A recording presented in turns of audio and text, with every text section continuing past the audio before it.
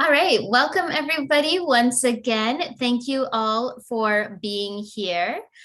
We have a few things that we do want to cover today, starting with the information that next week is CanFit Pro's convention, which many of you have signed up for, which is excellent. We do have a code from FIC for FIC members. If you need it, please do contact me. We have a lot of events that are being presented virtually. This is the conference that is usually in Toronto, so another year going virtual, which is a good opportunity for those who actually can't always make it to Toronto. So please take advantage of this opportunity. We have a lot of great panels that we would like to have you learn from and share in. So please do take a note of that. Next week, we also have our AGM. So our FIC AGM will be hosted during the CanFit Pro convention's time. They graciously always give us time to have a board meeting. So we will be having our AGM, which will go through a new president as well as new board members. So nominations have been coming in. They have been emailed out to those who have been nominated so they know they're nominated. And if you're a member of FIC, you do have voting rights. So in this next week, you will get an email outlining who is up for votes, who you can vote on, a little bio about them. And if you are unable to make our meeting on Friday, so it is a little bit earlier next Friday, it's going to be 10 o'clock Mountain time. So it is a little bit earlier than our regular Friday meetings. If you're able to make it, great, you will be able to vote, but I will allow a system for voting in proxy that you can do before the meeting as well. So that will be coming your way in the next few days. So I just wanted to cover all that before we jump into the next piece. And also keep in mind that the Fitness Industry Leadership award that FIC presents each year, is going to be presented on Saturday during the presentation, the awards ceremony at CanFit Pro. So we do invite you to join us for this award ceremony. And thank you, Mo, for pointing that out in the chat box as well. So any details can be provided there. And then keynote Chantel Petty-Clark will also be joining in that award ceremony. All right, so furthermore, let's go to Sara Hodson, who will be providing us with the government and initiatives update and tell you all about what we have been working away on. Thank you, Trisha, and I am outside today. I'm not actually in the place behind me. That is Iceland. At LiveWell, we're doing a walk the world with our members. So this week our members are walking Iceland. So this is the reason for my backdrop. I wanted to cover three really important topics today. The first one is our survey data.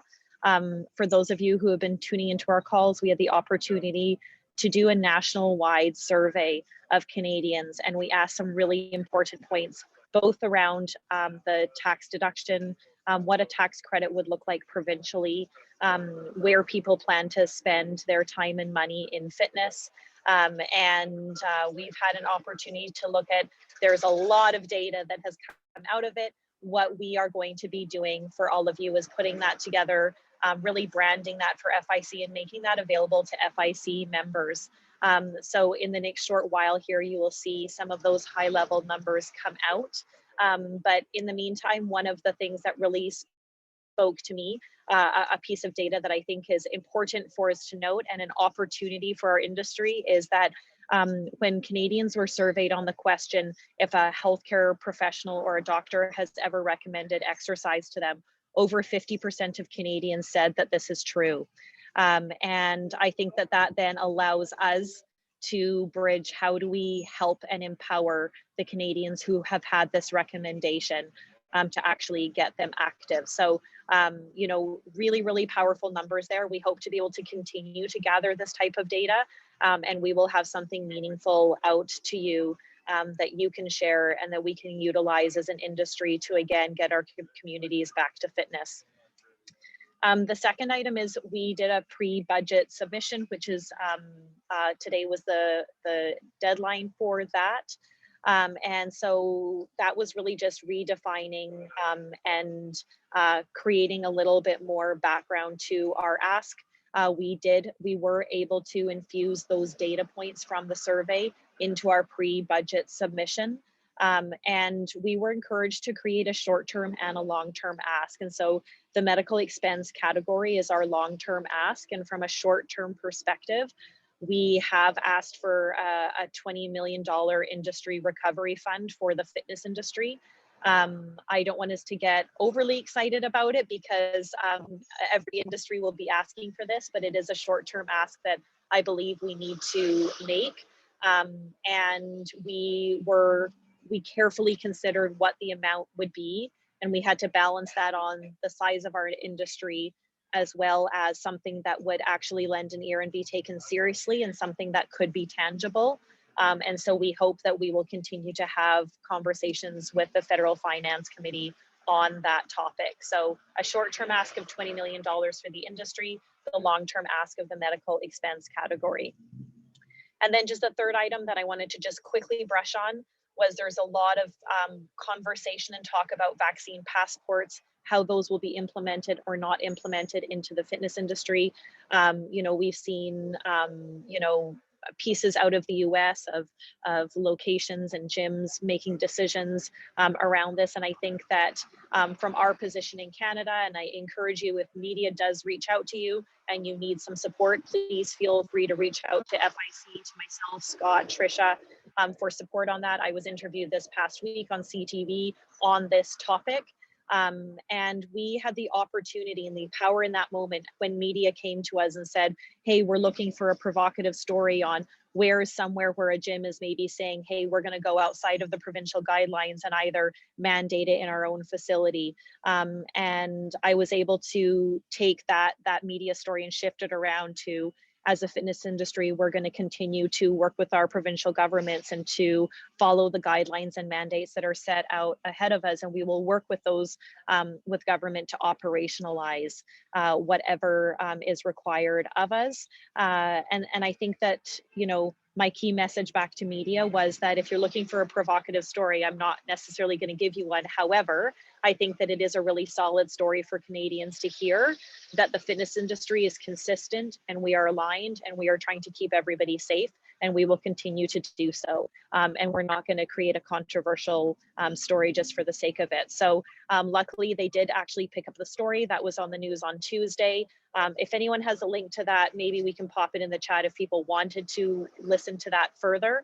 But just to reiterate, please reach out for support if you need it. If media does come to you, we really want to stay aligned with that. We continue to work with the guidelines and mandates of our provincial health authorities. So that's all that I have for everyone today, but happy to answer any questions later on if we have them.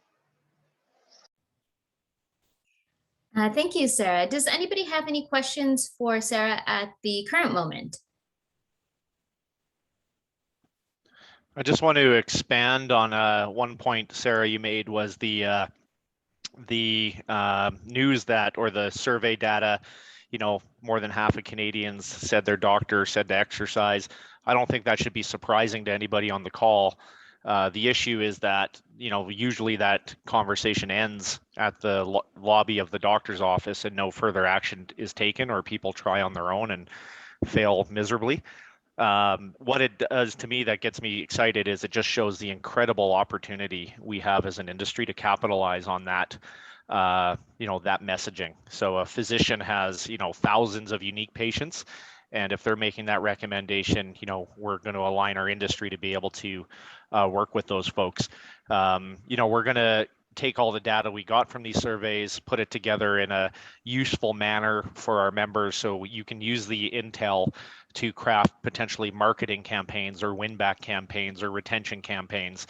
We're looking at why people go to the gym, why people quit the gym, what are their feelings around fitness facilities. So there's going to be a lot of really good data in there that you can use and take your business to the next level. So I just wanted to share that point.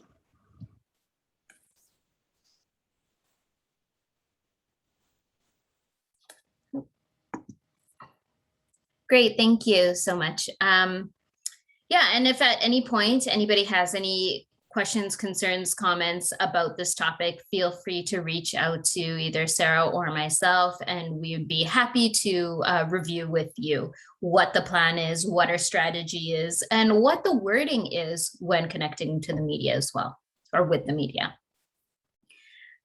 All right, so next I would like to invite Scott Wildeman, our current president, to say a few words about his time with FIC as president.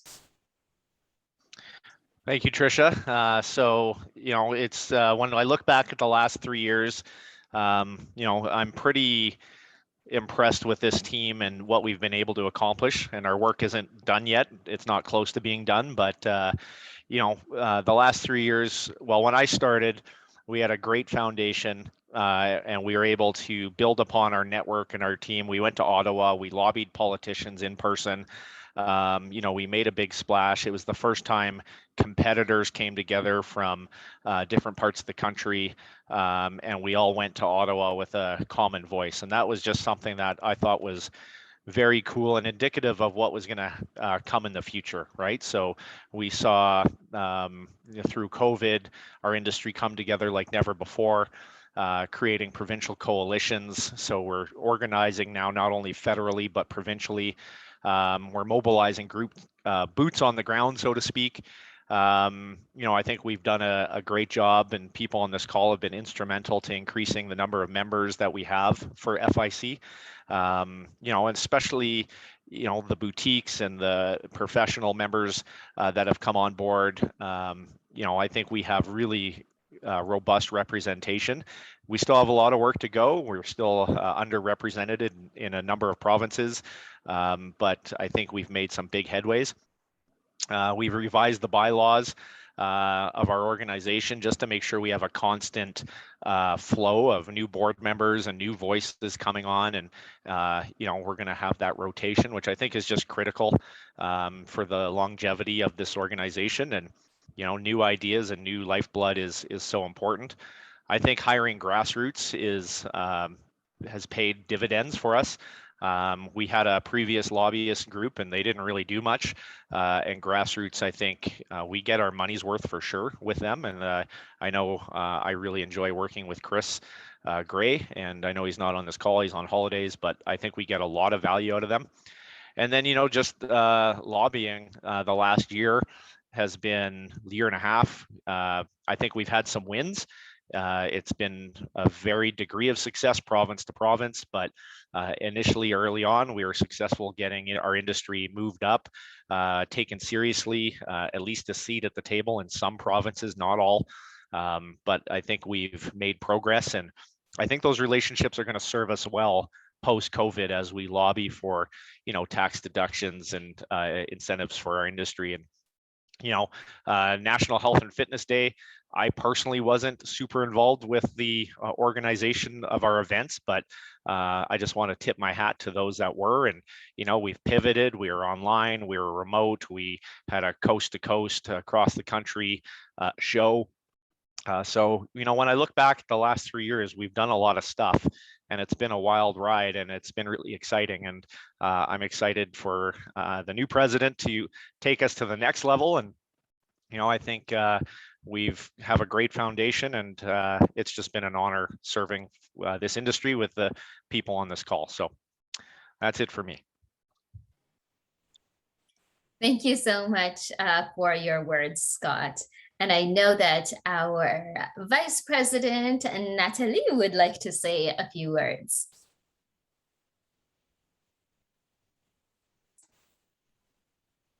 I guess I a little bit. I don't know if you can hear me. Confirm if you can hear me. You're just a little bit choppy.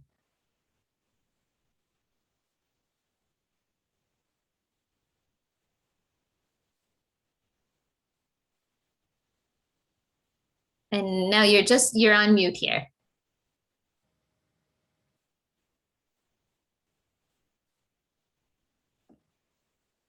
So hopefully we can get you back shortly. Are you there? Can you hear me, Trisha? Yes, we can. Yes, we can. Now you're back. All right. I apologize. I'm on the border of Quebec and Ontario, and apparently there's a weird dead zone in between, you know, where the French and English commute. But I apologize for the audio today, but as long as you guys can hear me, that's great. Thank you so much for letting me know. So I wanted to take a moment to thank Scott for what he has contributed to the industry, to FIC, and to all of us over the past 3 years.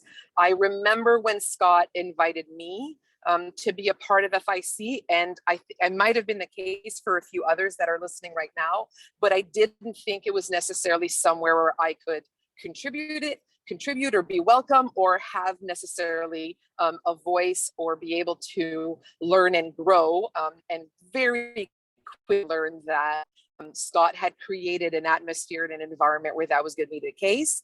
And that's because of his phenomenal, magnanimous leadership. So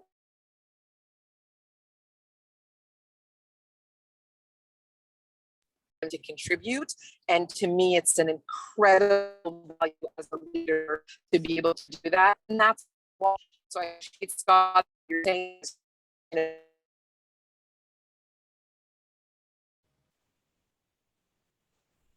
Seems like we just lost her, but I believe, Scott, she is thanking you for your wonderful leadership and how you have guided the industry and opened the industry up to others and made them feel inclusive, as well as show them that there is other ways that they can also contribute to the industry in case they are not directly club owners and operators. So that is my assumption of what was to be said.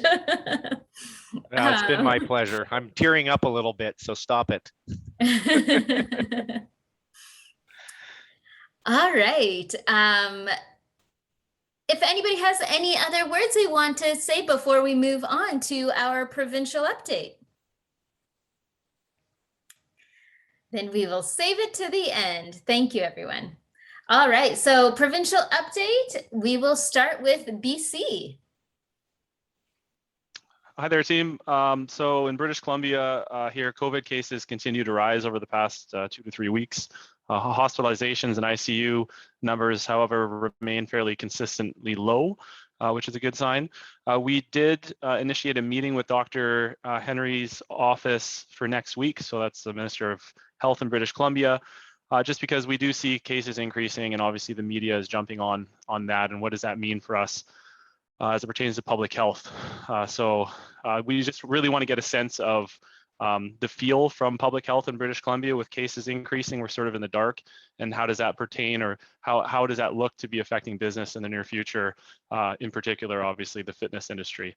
And so we've moved our bi-weekly BC calls to monthly calls. It will be critical that everybody in British Columbia hops on the call, because we will have critical information to share with you, even if it's not just a feel. We used the word feel quite a bit through over the last year and a half, and we get really good feels from public health. They don't always tell us what's going to happen, but typically their feel becomes reality. And so I think it's important for us to sort of be ahead of the game here as cases increase and get a real sense of what that really means for BC. Because like I said, case counts are definitely increasing significantly here.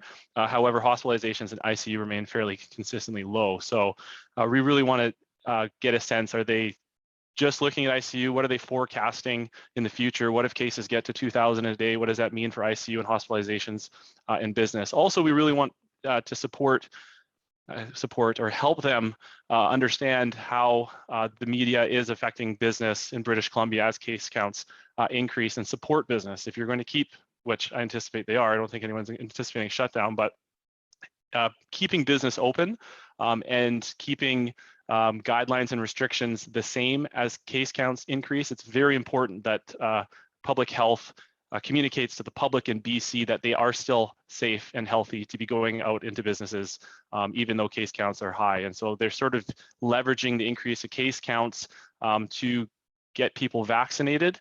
But while doing that, they're also likely scaring our customers when we are healthy and safe, and you can definitely come into our facilities and work out. So we really want to align with them on the messaging there. Our FIC group supported Dr. Henry in her vaccination drives out here in BC. The gyms, fitness facilities in BC that are part of our group actively advocated for vaccines within our organizations, and we did that for her. So we're looking to leverage some support back from her and some messaging to the public as it pertains to fitness and gyms in British Columbia. So we should have some pretty critical information in our next BC call. And so lastly,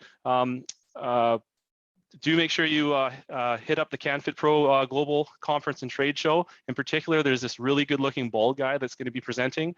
So I know we've been keeping that a big secret this whole time, but yes, I will be presenting at CanFit Pro Global Conference there on the 14th. So make sure you hit that up there. I'll be discussing leveraging trust in gaining results from your team members. So thanks for hearing me out there.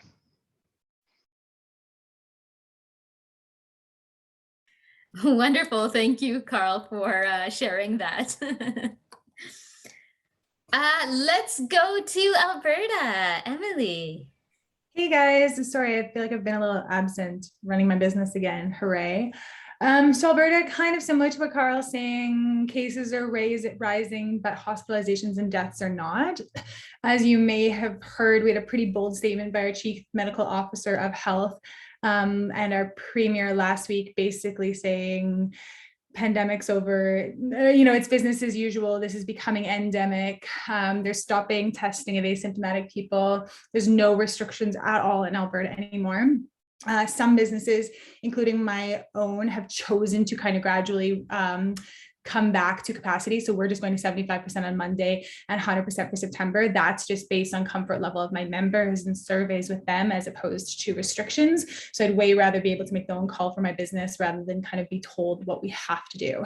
There's definitely a lot of fear. It almost feels like a 50-50 split in the general public of this is too fast, this is crazy, like fire Hinshaw, versus hooray, we're free and open again. So I would say that there's like a lot of unrest still in the community, but yeah, that's kind of what's it. So it's kind of in a waiting game and a bit of a holding pattern just to kind of see what happens. I'm hopeful. I think we're hopeful that things just kind of get to carry on and continue to build, and that there are no restrictions. That's certainly been the indication from the government. So just crossing fingers that there's no rise in hospitalizations or deaths in the coming weeks. It's a wait and see game. Just adding on a couple points Emily made, our province, there's definitely a polarization on this. I think I never thought I'd see the day, but we had a pro-mask rally. So after Hinshaw made her announcement, we actually had people rally where usually the anti-mask rallies are, but it was a pro-mask rally. So I've never seen that before. I just their anecdotal feedback in our clubs, we have physically distanced classes that are still lower attendance. I think this was one of the learnings from Orange Theories in the US. Those have been very well received. So we still have a lot of members that are kind of cautious and nervous. So we're just trying to have options that serve both sets of people. And, though we've had very good feedback from that. So if anybody wants to implement something similar, when you're able to, because I know some provinces are still under more significant restrictions. Thank you for that update, Alberta. Do we have anyone from Saskatchewan here? I don't think we do. So we will move on to Manitoba. Why, hello, everyone. Is my video on? There you are. All right, there we are. Sorry, I was on another call at the same time. So yeah, so Manitoba, we're all excited because as of Saturday, all restrictions end. Oh, I'm really dark here. Hopefully I'm not yelling this time, Carl? Yeah, I realize that when I have my headphone in, I actually talk way too loud. Anyways, Manitoba's excited to not have any restrictions. You're going to see kind of the full spectrum of what businesses are doing. I know I'm phasing the restrictions back in personally here, just talking to our members, talking to you know, some of our members are scientists and doctors and stuff, so they've kind of given us some guidelines on what to do. But other businesses might, you know, go full no restrictions. Others are keeping all the restrictions. There's some in between. And I think that it really is up to the business owner to kind of do what they want and what they feel comfortable with. And the biggest thing I've done talking to gym owners is, you know, talk to your members and get an idea for what they're comfortable in or comfortable with, and kind of go with that. And that's what we did here. Did a little survey and kind of use that to kind of decide what to do. Again, we put a little release out kind of saying what we were doing, and I had 4 other gyms contact me and ask to use the same release. They were just kind of waiting to see what other people were doing. So again, just communicating with everyone and kind of trying to see what people are comfortable with, and not faulting businesses for choosing to go a different route or doing things that you might not be comfortable with, or doing things that are a little maybe too safe or too fast or whatever it is.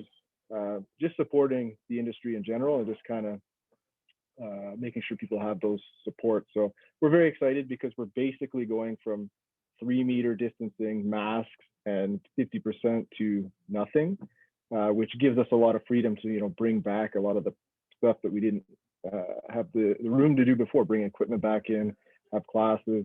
I know a lot of the spin and hit type studios that couldn't have enough people in are very excited to, you know, actually start running a business again. So it's very exciting. And I think all around we're very happy and positive in Manitoba because we have such a high vaccination rate. And I think people are comfortable to kind of do some things that they might not have done a month ago. So that's kind of where we're at here.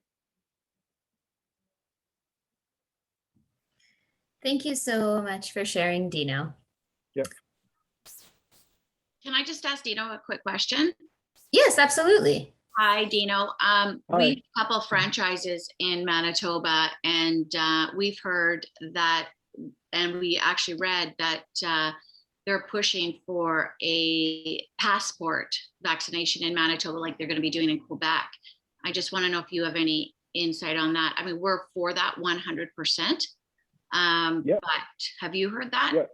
Yeah. So I can, what we can speak to directly on that is from a week ago, we thought the same thing. You know, we thought that they had this whole system with the real cards and the digital QR codes and stuff. And there was this whole structure set up that you could download an app and you could verify people's vaccine status. It looks like for the time being that they're going to kind of just completely abandon that. I think that they're using it for the casino and for maybe they used it last night at the Bomber game, but I don't know if they're still using it going forward. But yeah, from what I've heard, they're probably not going to use it again unless we get a very large 4th wave. At least they have that infrastructure set up that they could move towards vaccination. I know that there are, say, like boxing gyms and boot camp stuff like that that have opted to use that because it's available, right? So they can verify people's vaccine status. When it came down to my business personally, I was able to get a good sense that about 95% of our members are vaccinated. You know, we're opting to keep masks for now, so that kind of covers everyone, and it's kind of a middle ground than verifying everybody's vaccine status. Again, the option is there, and I think that they're going to support that for the time being, and it's kind of that safety net that Quebec has set up as well, but it's not mandatory at all for even restaurants. It's not mandatory, but because it's set up, I know a good majority of restaurants will continue to use it, at least the ones that I've talked to. So that's kind of what's going on there. Wow, it's so dark. Trisha, when we're done the update, I think if we have time, I'd like to talk about vaccine passports and just ask a couple questions, because I think this is a very hot topic that we'll need to address. Yes, absolutely. I agree, just because we are seeing the states rolling that out as something that's mandated for specific industries. So it may be something that we have to do here in Canada as well. Oh, it's coming, 100%. I predict all of Canada will have a QR code passport, something similar to what New York City's doing. Great. So let's go through the rest of our provinces, and then we'll come back to the passports and discuss that a little bit further, especially since many of the provinces are going through it anyway, and we can discuss what is happening there. So with that, I will pass it to Ontario. So if Perry or Paula, you want to take it away. I can start. Yeah, good news in Ontario. The last jurisdiction in North America finally opened on July 16th, so all the clubs opened up. We had a great, we finally got through to the government with our team here, our leadership team, that we opened with limited restrictions from before the finite number of 10 people in the club. It opened with 50% of 50% capacity, and also group exercise is open, saunas, showers, everything is open. Have to maintain your 2 meters for distancing. You have to wear masks while you're exercising, but no mask when you're walking around the facility. So that's been, I think we finally, after a lot of battling with the government, I think we finally, our leadership team got a win at grassroots. I want to allude to what Scott said. I think they helped us a lot as well. We hired them in Ontario, and they got through between them. I want to personally give a shout out to our leadership team with Nick and Paula, Andy and Ian, and plus the extra help we got from Movati, from Chuck, Susan, and also Blake from Orange Theory as well too. And also Jeff and the team at Good Life helped us out as well at the end. So we all came together. We got a good result at the end. It took a lot longer than we wanted to get it, but we actually finally got a decent result. We don't have to book appointments at the 50% capacity to come in, so that's going well. From people I've spoken to, new sales are quite robust, but obviously it hasn't made up for the members from memberships that have canceled and frozen. And hopefully with over time, they can move that back up. Also in Ontario, the cases have been quite stable. Today was the first jump, but there's been between 100 and 200 cases a day. Positivity rate remains low. Hospitalization remain low. ICU, people in ICU remains low as well. So that's positive. Today is a jump, so we'll have to see if it's a blip or if it's a pattern we have to keep an eye on. Obviously, the vaccine passports here is a hot topic like everywhere else. The Ontario government stated they are not going to issue a passport or any type of certificate, and they're leaving up to the individual business to decide how they want to allow people with vaccines or not vaccines to conduct their business. And there's a lot of push from some of the sectors like the teachers and healthcare that they feel it should be mandated. But right now, I don't think the Premier is going to budge on that for now.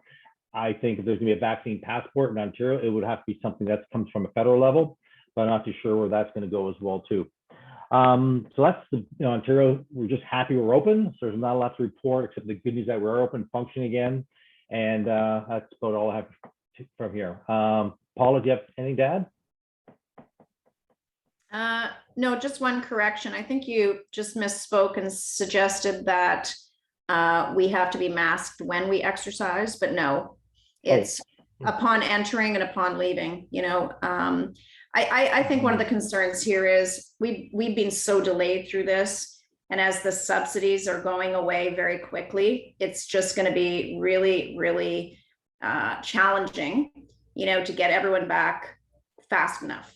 So I think what's going to happen here in Ontario is, September, October, November are going to be huge months for us to really, really make sure that we support our industry as much as possible through anything we can possibly do to make sure we all survive, through this.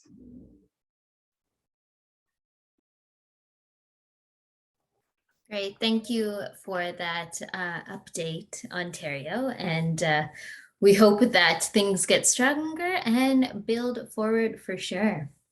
Let's go to our last province here, last but not least, Quebec. What's up, Canada? Okay, here in Quebec, it's kind of going back to normal, I guess. Like people are back in the gym for a summertime normally. The measures are the same as they used to be 1 month ago. So 2 meters, you have to wear the mask when you come to the gym. You don't have to wear it when you train. I think it's tougher for yoga studio, spinning studio because of this distanciation and the amount of people you can have in your gym at the same time. But for bigger gyms, it's almost another day at the office. So it's almost normal. For sure, the big government, but everybody is out of the office for this summer. So the emails are not coming back quickly. But we're trying to present the fact that the subsidies are going away, and we were in the slow time of the year. So we really need to get people back in our gyms, and we still have like the 2 meters, we still have a capacity, we still have the mask and everything. So it's hard to go all out and go back to normal if we cannot have a normal life, you know. And now they are talking, and it's not just talking, they are saying the vaccine passport is gonna be something in September. And so every media is asking for to talk to us to know what kind of ideas we have regarding the vaccine passport. And it went in 2 ways. The first, we said since we have not been able to be open till since the beginning of the pandemic, and we were always like focused as a place where you can get COVID and it's dangerous and blah blah blah. So the reputation of the gym is not great. So if the passport can have us open, like, we are happy to stay open. And also 80 or 90% of the population said that they were behind the vaccine passport. So it's good to know that we're going to have 80 or 90% of our members back because they are not against it, and we're going to be able to stay open even if there's a fourth wave.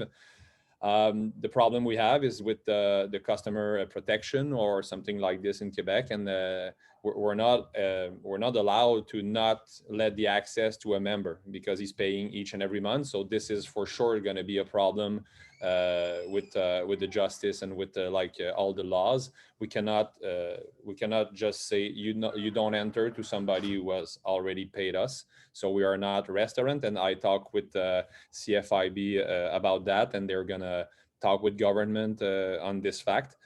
And for the rest, we're looking for a big October, big September, and like the vibe here is almost like nothing is really like everything is back to normal. But for sure, the government is talking about the fourth wave and starting to prepare the stuff for September. They were on TV yesterday talking about the rise of the case, but it's like 30 cases a day, I think, right now. So it's not that bad, but for sure they are looking to September. So that's what's going on.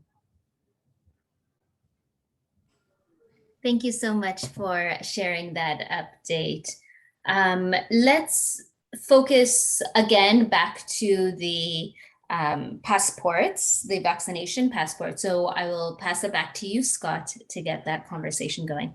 Yeah, I think, Gabriel, you talked about CFIB and getting their opinion. I think that's really important that we actually get legal advice, legal opinion on this. Even the government implementing a policy, we've seen it where later it gets struck down as unconstitutional. So I am very concerned that a vaccine passport is in breach of human rights. And my understanding, and I'm not an expert on this, which is why we need somebody who is an expert, is that nothing really trumps that. Even provincial government saying that you need a vaccine passport. Well, what happens if we say, okay, we'll do that, and it gets struck down as, it's against human rights because, pick another disease, right? We don't discriminate against that. So if somebody had, I don't know, pick a disease, we don't even know that. We can't even ask them. And so I know COVID's impacted society in a huge way, but I am very concerned that if a province says yes, because we're following what the government says, it gets struck down later. Are we liable for, litigation? Could a member come back and sue because I paid my dues to the gym, they didn't let me in because I didn't get my passport? That's illegal. You breached my human rights. I think we got to get some legal representation on this, because I am very nervous about this one. I don't know if anybody else has thoughts. I don't know if I'm on mute. Yeah, one thing we saw here in Manitoba is the Human Rights Museum actually came out and talked about this issue and basically said restricting access based on vaccination status isn't a human rights infringement, because it's not something that's involuntary, it's a choice. So, and there was I think she even went on CBC, but anyways, I'll try to dig up the actual write-up that she had made about it. But basically, she's a human rights lawyer, and she came out and said, this is a no-brainer. It's not something that is genetic, ethnic, like a racial thing, a cultural thing, a religious thing. It's a choice, and the evidence supports making a certain choice, and people are choosing to do the other option, and it comes with consequences. And it'd be different if our industry was considered something essential for life. Like, we believe it's essential for health and well-being, but until it becomes law that it's an essential service, I don't think it's something that we need to worry about. But I will speak that when I did talk to my lawyer about it, before we had a passport here, he said, do not do it. He said straight up, like, you're going to get in big trouble unless the government comes out with a way to verify it. And our government here has since done that. And I think until we see it across Canada, that's where we're going to run into issues. And we probably need to see something federally or something spoken federally on that topic in order to make sure that we are protected. But that's my interpretation right now, is that I don't think we would get in trouble.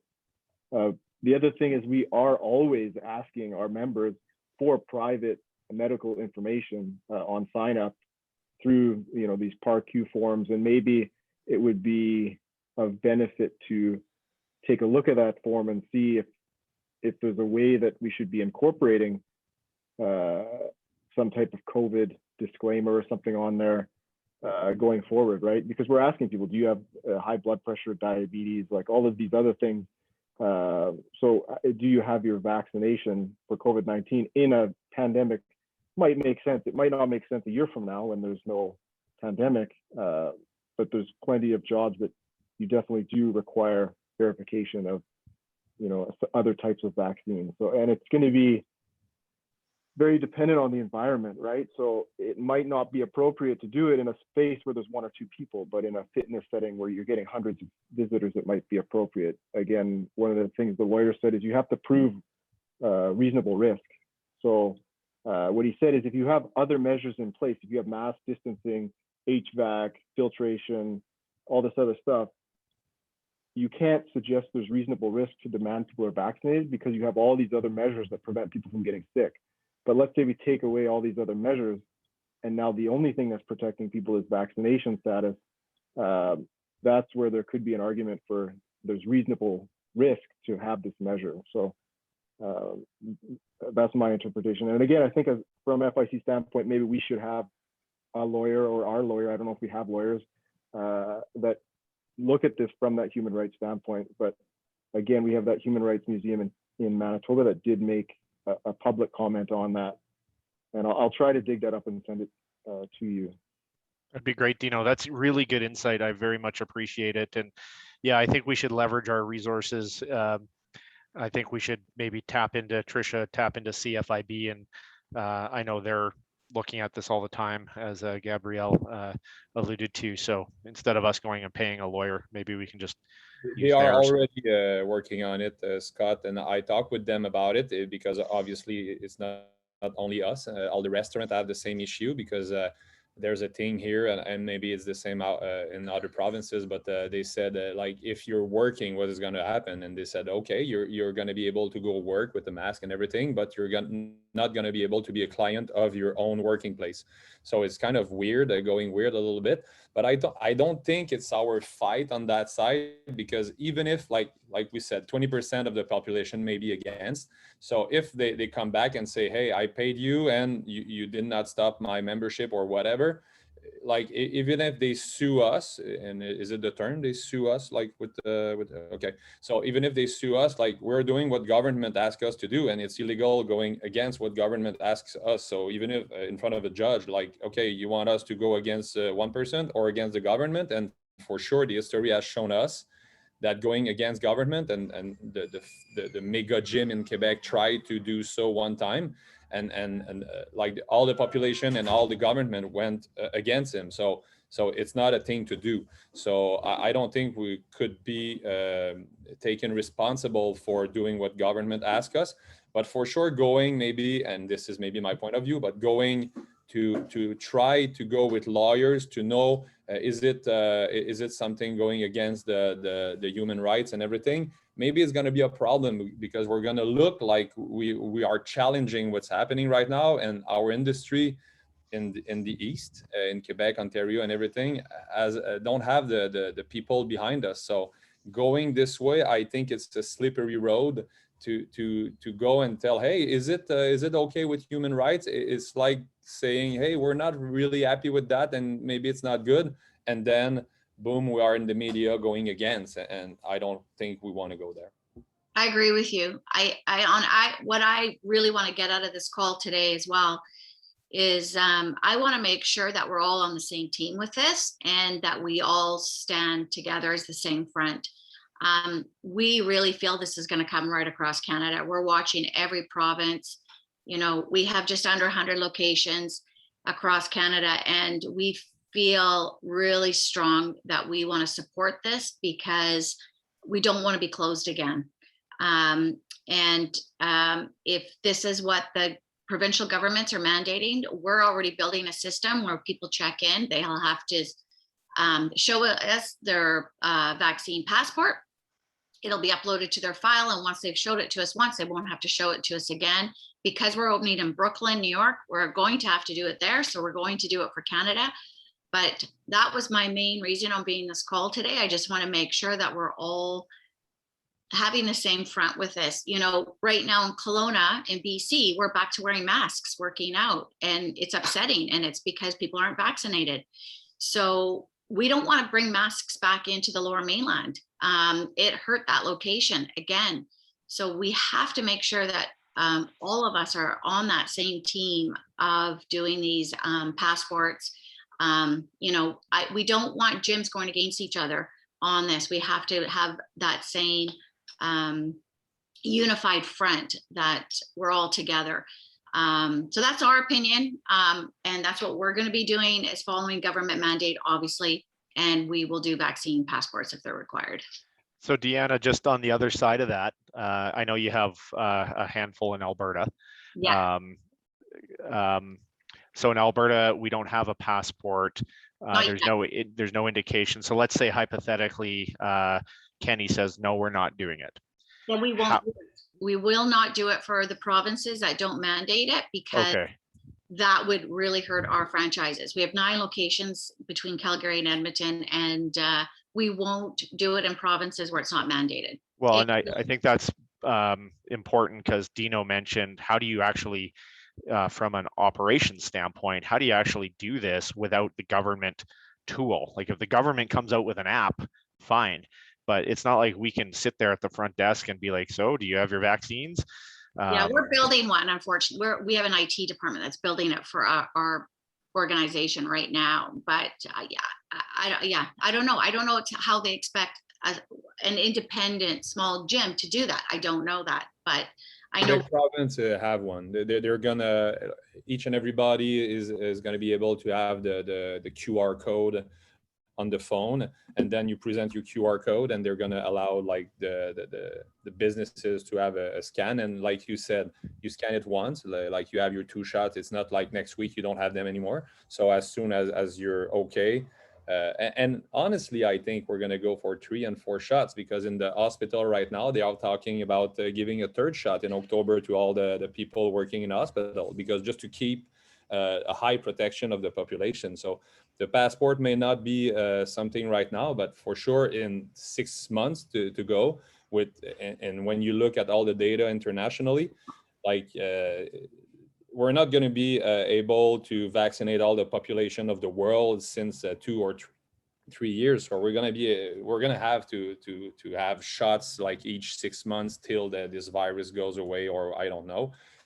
Anyway, so I think the passport is going to come at one point, and we're going to have to live with it. Well, yeah, I think it's coming to California next. You know, there's already a mask mandate in certain areas of California again, like in Alameda. We have a location. We feel we're watching California. So I think it's just going to be a matter of time. That's our opinion. But I just want to make sure that we're all on the same page, that obviously what you said, Scott, is really important. If I know Alberta is more like a Texas, Texas won't mandate it. We know that. But if Alberta doesn't mandate it at provincial level, we will not instill that into our franchisees. Right.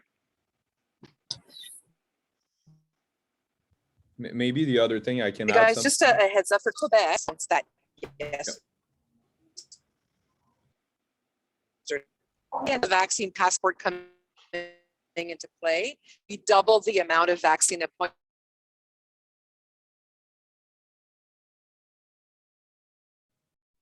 Well, sorry, Natalie, you are cutting out. It's Quebec yesterday. So none of those businesses, I think, I mean, with Gabriel and I, and this, instead of closing businesses, he doesn't want to punish vaccinated people who are doing the right thing. And we're okay with that. We don't want to close again. That's the worst case scenario. And so it unfortunately worked. They got carrots with the lotteries and they got sticks with the vaccine passport. And 117,000 people yesterday booked an appointment after he announced that. And there's a thing to add, like we talked with government, and we said, or I talked with them, and I sent letters last week. Like if 20% of our clients are not behind vaccine passports, so normally we're going to lose them, we ask for subsidy, because we said, like, you're mandating something, we have to take this in front of our clients and refuse some access. So could you at least pay for that amount of lose? Because if not, like, our business is going to lose a lot of money, and we don't do 20 to 25 to 30% of profit. So this is another ask we are working on with CFIB, and trying to, not only for the gyms, but for all the businesses, to say, if you mandate this, you have to do subsidies to help businesses pass through it, because for sure all the population is not going to stand behind it. So it's maybe something I wanted to add on what the negotiation are happening right now in Quebec.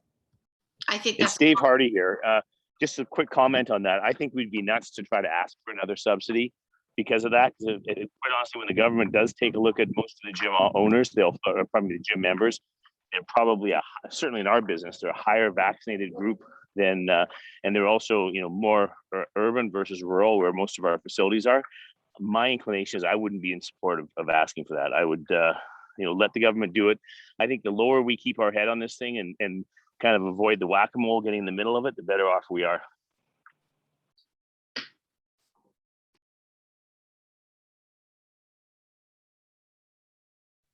Oh, Deanna, you're just on mute there.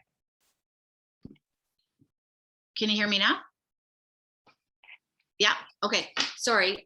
Yeah, I'm on the fence with it. I do agree with what that gentleman just said about rocking the boat. I'm on board with it because I'd rather do that than be closed again. And our franchisees are feeling the same way. So, it's going to be hard to track. And I kind of agree with the gentleman that just spoke in regards to poking the bear with that. It might then be a tracking issue, how many members really are on hold because of that. I don't know. For us, I don't think that we would push hard for the government subsidy for something like that.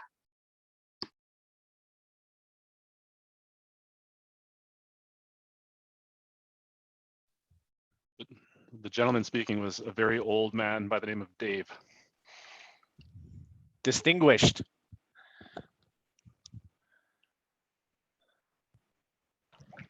Well, that distinguished and nice. That was good. I appreciate that. Yeah. Everybody, I'm giving you my little view from the boat today as I paddleboard and listen along to everybody. So thanks. The distinguished old guys working out. Thanks, Dave. Okay, well, I think this is a good conversation. I think we need to continue it. I think we need to get Gabriel, if you're talking to CFIB, we really need to get that insight. It's a matzo ball, and I think we will see one province do it and one province not do it. And I think as an industry association, our messaging, kind of what Sara alluded to at the beginning, has to be in line with the province, and we're going to follow those rules. And if you're a franchise and you have locations in multiple provinces, then I feel for you, because it's going to be hard to navigate this. It is the most polarizing thing I think I've ever seen in my entire life. So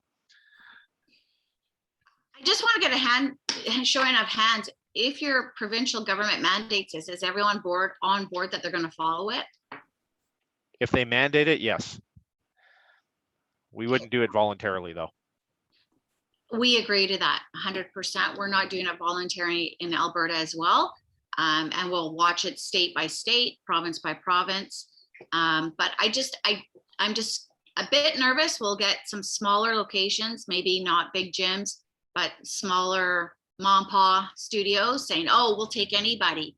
And I don't want that to happen. That's a bit of our scare, is that some locations won't follow the mandate. And I just want to make sure everybody on this call will. We saw that though with the opening and closing, right? So you're gonna have people that defy the odds. We had the far, I don't know what you call them, the people that just snubbed their nose at everything and opened anyways and got fined and got arrested. And we just distance ourselves from them as an industry association. They don't speak for us. We don't believe what they're doing is correct. And the media really portrays them as fringe. So I think we will get that, and we'll just have to be prepared to respond accordingly. Yeah, and Deanna, at the FIC, we've always aligned with public health. So if public health indicates that that's the healthiest and safest way to operate our businesses, we will, as well as in terms of road clubs, social norms will always win out. And clearly in Canada, the social norm is being vaccinated. So those clubs will not fare very well if they remain open that way. That's how we feel too, in that sense, that people their clubs might even be shunned if they're not following the provincial health mandate. Okay, great. Okay, well, great discussion, guys. Yeah, I also want to note that as FIC member clubs, there is a membership which is $40 per location per month. And being a member of FIC allows you to claim that you do follow our mandates, that we follow certain guidelines that the government has posted. So if there is a road club, very big chances are that they are not FIC members, because we do have a code of conduct that our members do follow. So I just want everybody to keep that in mind. And if you are not currently a member, or if you have locations that are not members, please do make sure you become members. Happy to organize that with you. And you can also do that online on our website. So I will put my email address in the chat box if you want to connect with me directly, if you are currently not a member of FIC, or if you have locations that are not currently a member of FIC. So like for us, my locations aren't. So should we have them all register? Yes. Okay, yes, I didn't know that actually. Oh, okay. And yeah, if you want any representation from the other provinces, we're in, Newfoundland, we're in Nova Scotia. Yes. Yes, so, absolutely. Yes. Yeah, no problem. I can get that, no problem. So wonderful. Deanna, do you mind sending me an email? Yeah, and we'll then talk we later. can connect. And we can connect about memberships as well as creating coalitions with your team in different provinces as well. Yes, absolutely. Perfect. All right, so on that note, we will conclude today's meeting. So thank you everybody for joining us today. Keep in mind our AGM is next week. I will send out an email about the votes that are coming for our president as well as board of directors. So that will be next Friday at 10 o'clock Mountain Time. And please do also join in CamFit Pro's convention that is coming up next week as well. Thank you everybody for joining, and we will see you very, very soon.